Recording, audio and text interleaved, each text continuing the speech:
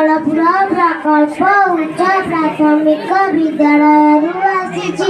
ମୁଁ ଏକ ଛୋଟ ଗପ କହିବାକୁ ଯାଉଛି। ଗପର ନାଁ ଜଙ୍ଗଲ। ଚଢ଼େଇଟିଏ ଗଛରେ ଗୋଟିଏ ବସା ତିଆରି କଲା। ସେଇଠି ଅଣ୍ଡା ଦେଲା।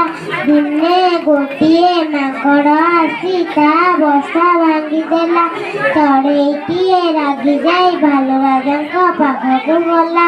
କହିଲା, ମଣିମା, ମାଙ୍କଡ଼ ମୋ ବସା ଭାଙ୍ଗି ଦେଇଛି। ଭାଲୁରାଜା ମାଙ୍କଡ଼କୁ ଡାକି ପଚାରିଲେ, କିରେ, ତୁ ତା ବସା ଭାଙ୍ଗିଲୁ କାହିଁକି? ମାଙ୍କଡ଼ କହିଲା, ମଣିମା, ମୋର ଭୁଲ ହୋଇଯାଇଛି। ଆପଣ ଆଗ ପଛ ହୋଇ ବିଚାର କରନ୍ତୁ। ଭାଲୁ ପଛକୁ ବୁଲି ଦେଖିଲା ପଣସଟିଏ ଥୁଆ ଯାଇଛି। ଭାଲୁର ପଣସ ଉପରେ ଲୋଭ ହେଲା। ସେ ଚଢ଼େଇକୁ କହିଲା, ସବୁ ଦୋଷ ତୋର। ଯେଉଁ ଗଛରେ ମାଙ୍କଡ଼ ଚଢ଼ୁଛି ତୁ ସେଠି ବସା କରୁଛୁ କାହିଁକି?